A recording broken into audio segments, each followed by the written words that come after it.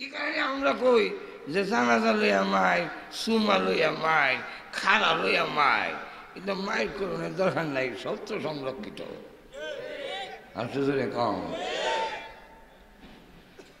আমাদের নবী বিশ্ব নবীর আমার তল্লিল আলামিন। আমরা তো সব জানাজা লইয়া মানে দো হইতো না, হইতো না। আমাদের দিকে জানাজার পরে আবার দো হইতো নি।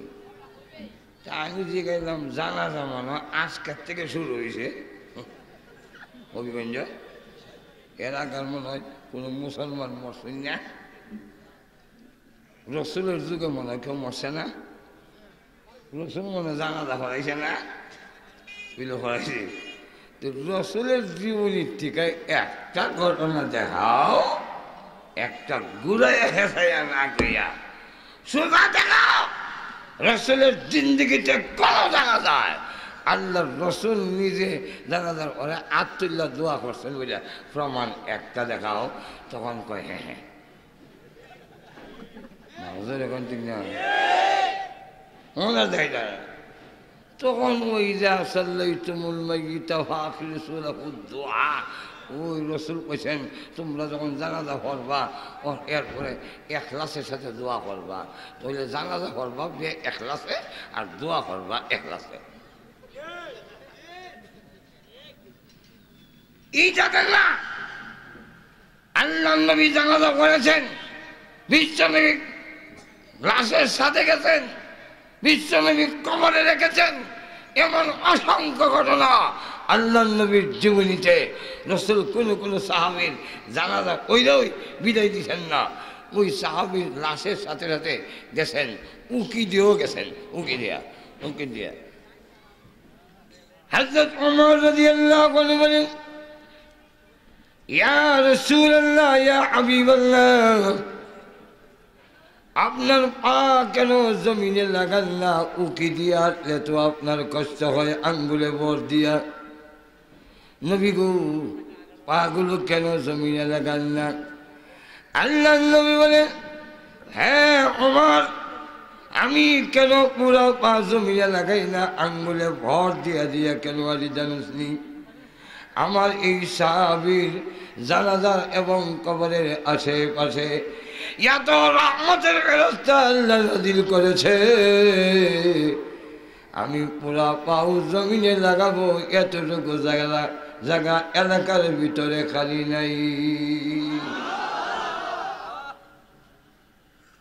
কোন সাহাবী জানাজা বলে কবরে গিয়ে শেষ না, বলতেন আমি কবরে নামবো, তোমরা নামবো না। নবীজি কবরে নেমে হাত মুবারক বাড়াইয়া দিলেন, আর দেখে বলেন, যাও লাশ যাও, আমার আব্দুল্লাহর লাশ আমাকে আমার হাতে ছেড়ে দাও। নবীজির কাছে ছেড়ে দিলে নবীজি আব্দুল্লাহ রাদিয়াল্লাহু আনহুর লাশ এইভাবে উপর দিকে উঠাইয়া আকাশের দিকে তাকায় বলেন, প্রভু, আমার আব্দুল্লাহর প্রতি তুমি খুশি হও, আমি তার প্রতি খুশি, তুমিও মেহেরবানি করে আব্দুল্লাহর প্রতি খুশি হয়ে যাও। আরো আসতে বেতেন তো বুঝলেন।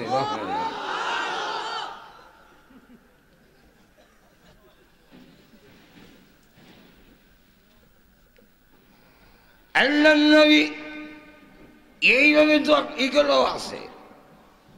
আর শুধু নাই, জানাজা হইলে কবর নেওয়ার আগে যে একটা দোয়া করে লাগে, ঈদার কতই নেই। ঈদের ব্যাপারে রসুল কোনো সমাধান দিয়ে গেছেন নাকি? যায় ঘুমাই গেছেন নাকি? নবীজি হাত উঠাইয়া দোয়া করে, আল্লাহ লাশ লইয়া আল্লাহ আব্দুল্লাহর প্রতি আমি রাজি, তুমিও আমার আব্দুল্লাহর প্রতি রাজি হয়ে যাও। আয় আল্লাহ, আমার রহমতের কুল থেকে তোমার রহমতের কুলে হস্তান্তর করতে চাই। সাদ ইবনে আবি ওয়াক্কাস রাদিয়াল্লাহু আনহু ছিলেন কবরের পরে, তারা কবরের পরে। হযরত সাদ ইবনে আবি ওয়াক্কাস রাদিয়াল্লাহু আনহু গইরিয়া কান্দে মারি ছইয়া গইরায় আর কান্দে আর কয় আব্দুল্লাহ রে তোর কপাল কত ভালো, তোর ভাগ্য কত ভালো।